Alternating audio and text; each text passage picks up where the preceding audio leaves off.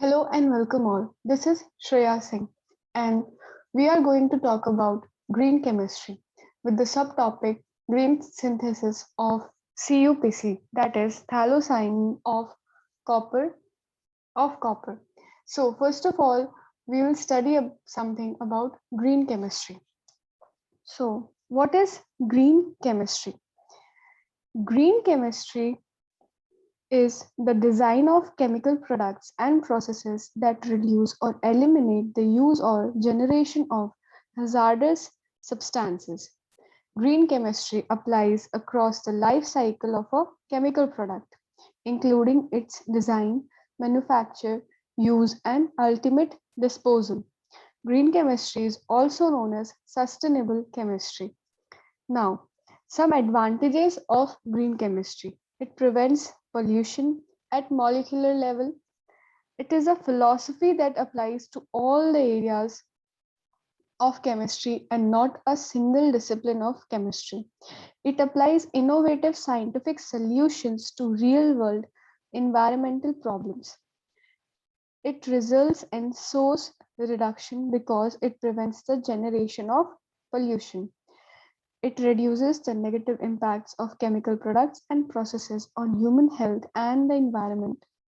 It lessens and sometimes eliminates the hazard from existing products and processes. It designs chemical products and processes to reduce their intrinsic hazards. Now, as we all know that there are 12 basic principles of green chemistry. So next we are going to study about those 12 basic principles in brief. So the first principle is waste prevention. Here we try to prevent the generation of waste. We plan ahead to minimize the waste at every step. Second is atom economy. It means to reduce waste at the molecular level by maximizing the number of atoms from all reagents that are incorporated into the final product. Using atom economy, we can evaluate the reaction efficiency. Third one is less hazardous chemical synthesis. So here we try to design chemical reactions and synthetic routes to be as safe as possible. Now the fourth one is designing safer chemicals, means minimizing toxicity directly by molecular design. We evaluate aspects such as physical properties, toxicity, and environmental fate throughout the design processes. Fifth one is safer solvents and auxiliaries. Here we choose the safest solvent available for any given step and minimize the total amount of solvent and auxiliary substances used. Sixth one is design for energy efficiency. Here we choose the least energy intensive chemical route. We try to we come up with the idea of chemical routes which require very optimal temperature and pressure. Seventh one is use of renewable feedstocks. We use chemicals which are made from renewable resources, for example, plant based sources, rather than using the petrochemical resources which are non renewable and the fossil which come from fossil fuels. Eighth one is reduce derivatives, means to minimize the use of temporary derivatives such as protecting groups, deprotecting groups, and other such groups. We avoid to use these derivatives to reduce the reaction steps, resources required, and waste creation. Now, the ninth one is catalysis.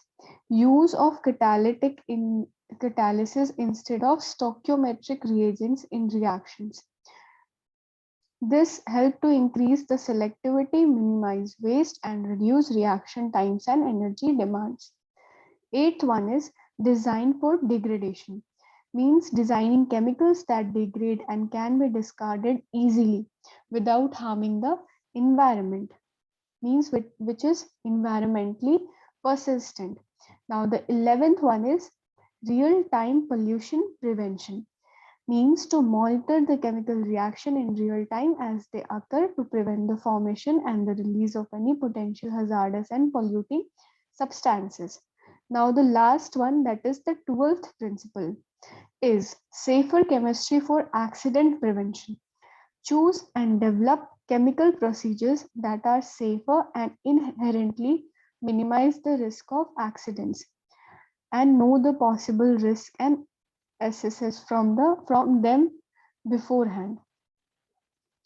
Now the next slide shows the microwave synthesis of compounds.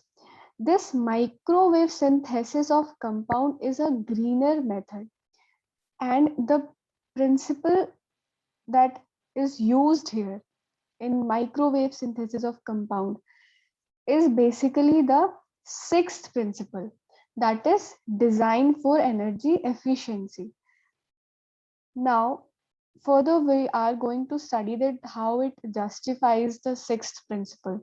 Okay, so here we can see the schematic diagram of a microwave. It is a microwave oven with the chemical reactants inside it. And now we'll study what basically is this microwave synthesis. So the principle behind using this microwave synthesis is that due to the ability of some compounds, it might be solid or liquid, to transform the electromagnetic energy into heat, microwave radiation has been widely employed in chemistry as an energy resource. So basically this microwave synthesis is replacing the conventional heating, and we'll study about that in later slides. So here are some advantages of the microwave synthesis. The first one is homogeneous and rapid heating. Rapid heating means deep internal heating, means heating at the molecular level. Now the second one is spectacular acceleration in reactions as a result of the heating rate and selective heating. So basically here we are seeing that this line explains that when the heating rate is increased, the reaction rate increases spectacularly.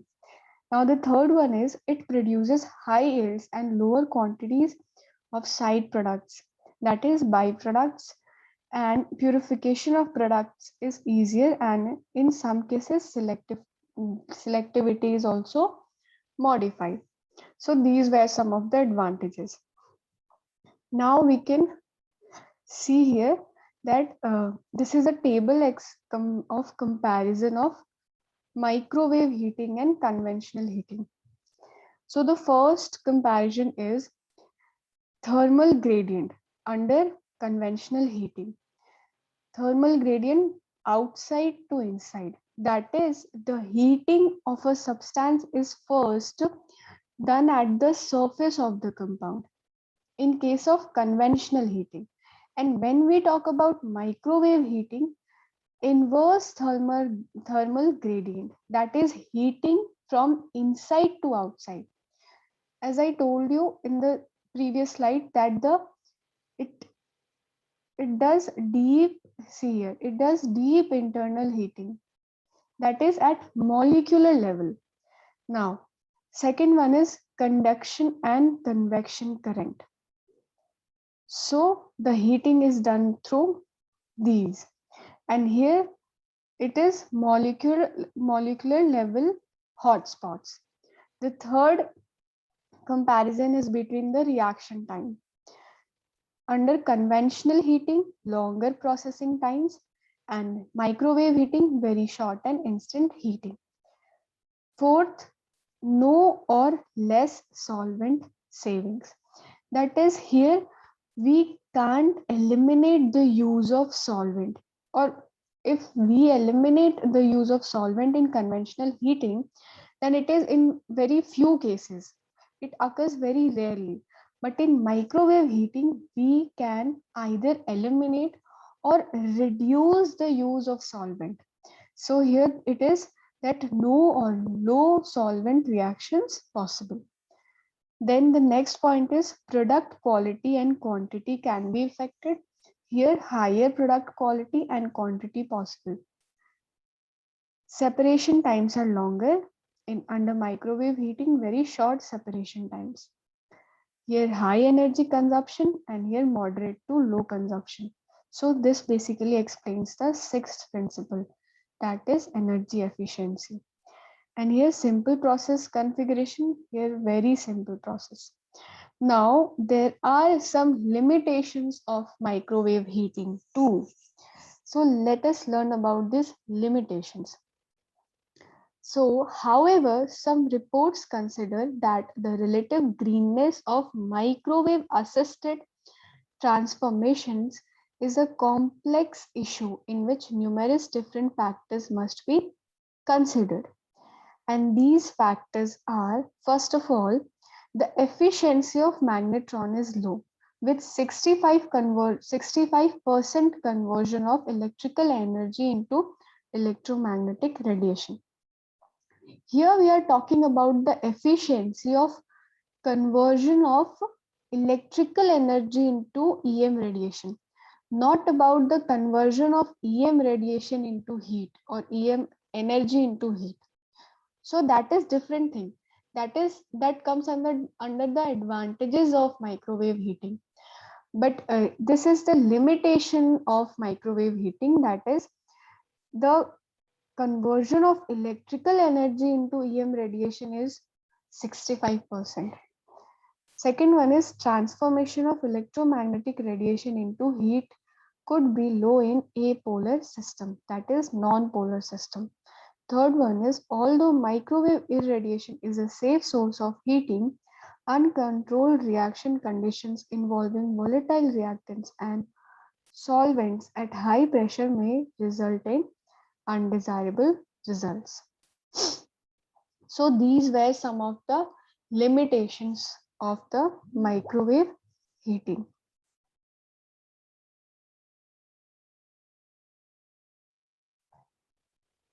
Now we'll learn about solvent-free reactions. So what are solvent-free reaction and how it addresses the problem of microwave heating? So here the problems related to microwave heating has been addressed and organic synthesis have been made more sustainable processes through the use of open vessel solvent-free microwave conditions. In solvent-free conditions, the radiation is directly absorbed by the substrates and not by the solvents, thus increasing the benefits of microwave irradiation.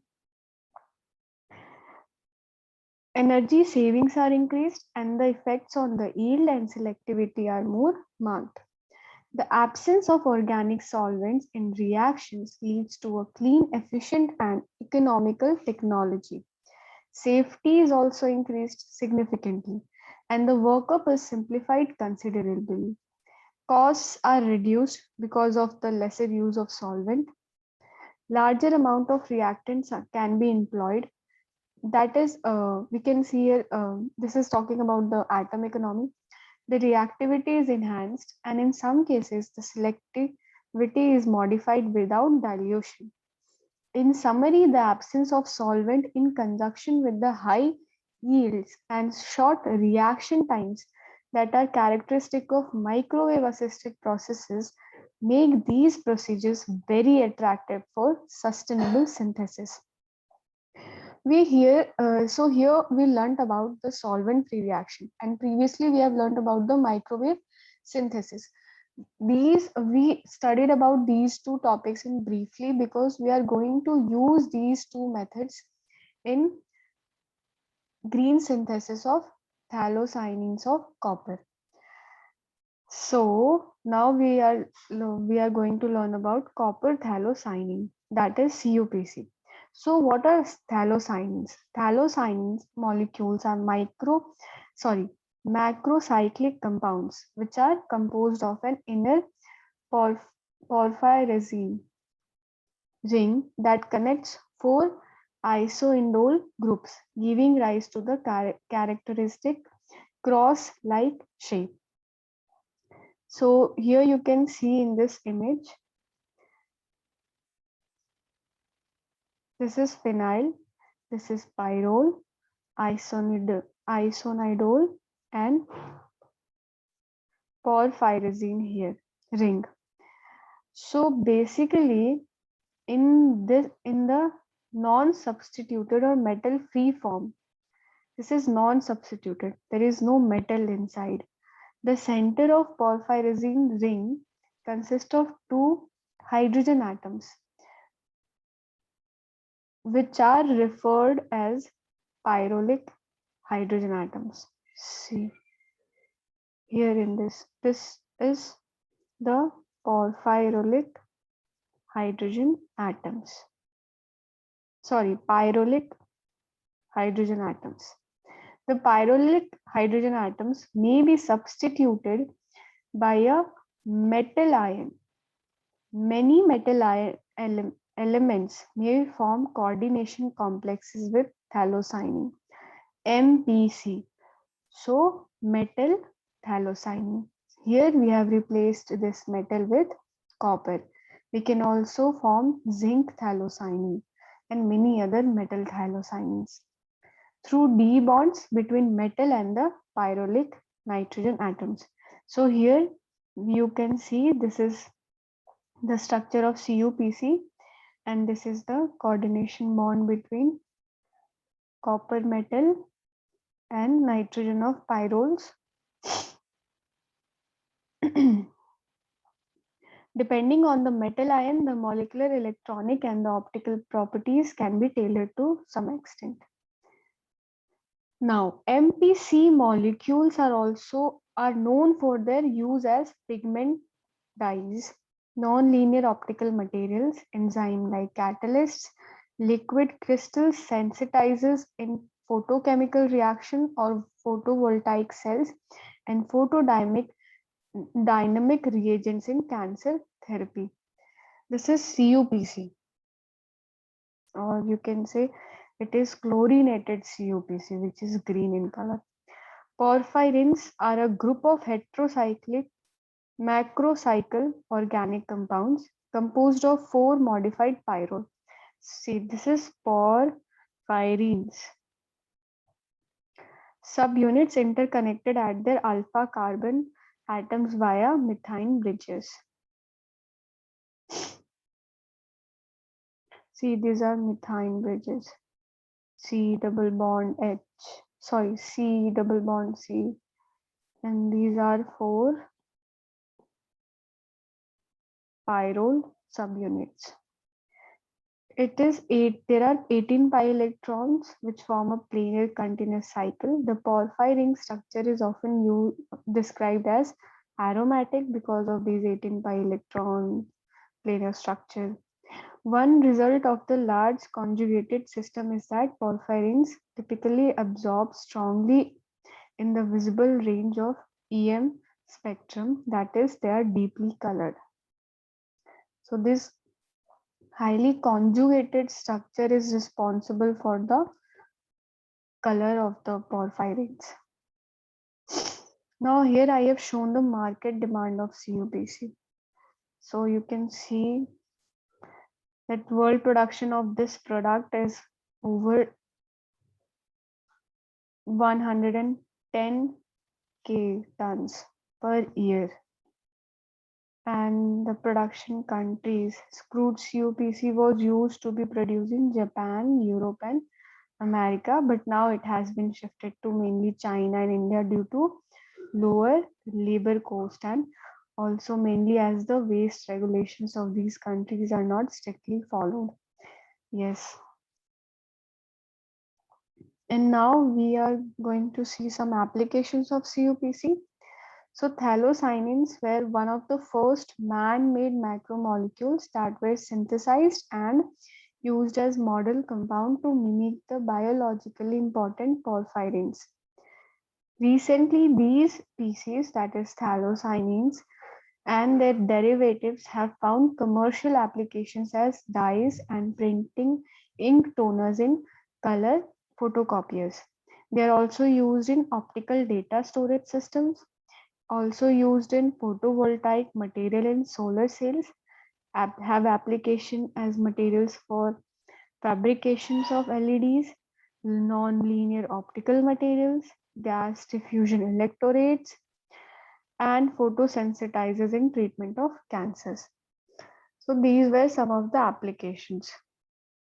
Now let us study the conventional synthesis of CuPc, but we are not studying the reaction, we are just studying the uh, gist, or we are just studying this in brief because we have to mainly focus on the green synthesis of CuPc. So now what is conventional synthesis of CuPc? The conventional synthesis of tetrachlorometal 2-phthalocyanine involves multi-step route in which firstly tetranitrometal 2-phthalocyanines are prepared by heating a mixture of 4-nitrothalic acid, ammonium chloride, ammonium molybdate, and excess urea in nitrobenzene, which are then converted to tetraaminometal 2-phthalocyanines, followed by modified Sandmeyer's reaction to form corresponding tetrachlorometal 2-phthalocyanines. These reported methods of preparations are associated with several limitations such as low yield, use of toxic and high boiling solvent, nitrobenzene, stagnant reaction conditions, and long reaction time of 5 to 6 hours.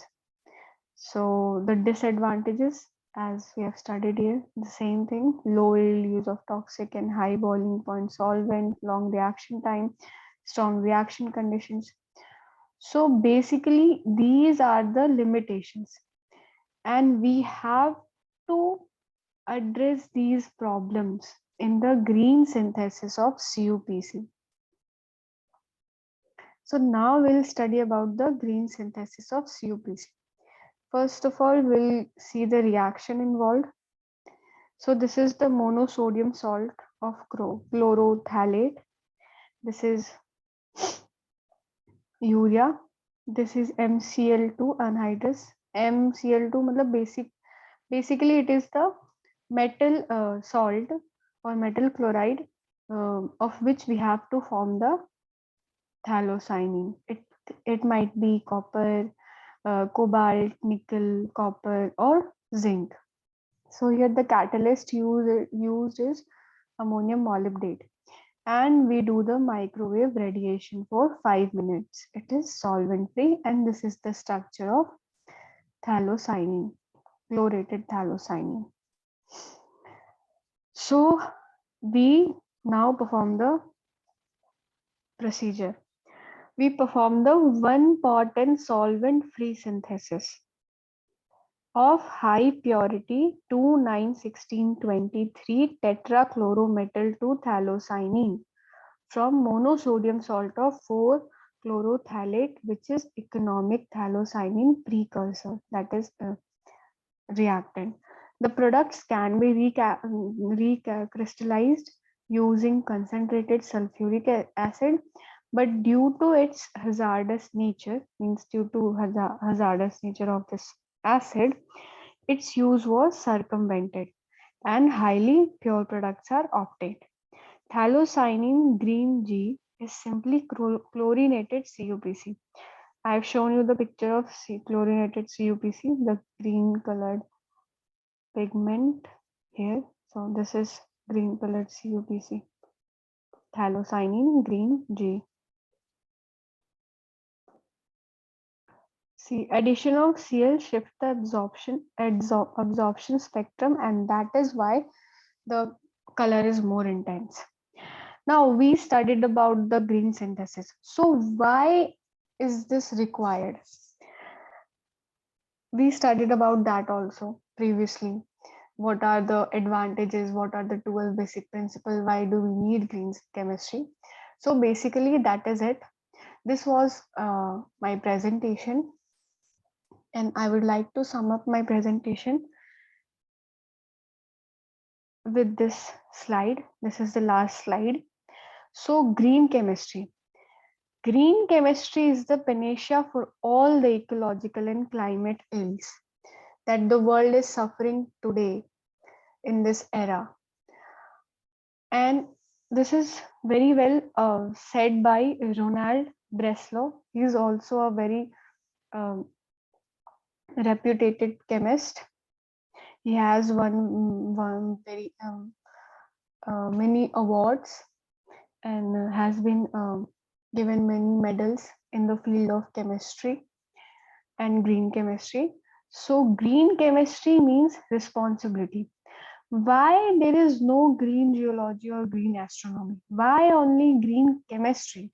Because green chemistry is the science, because the chemistry is the science that introduces new substances into the world, and we have the responsibility for their impact in the world. So basically, as a chemist, you have to be responsible, especially in the present era, uh, where the world is facing the climate drastic climate changes. So, as a chemist, we have the responsibility to reduce the drastic effect of climate change by making people aware about this green chemistry, concept of green chemistry, and using this wisely in our industries. So, these are the references, and thank you. That's all.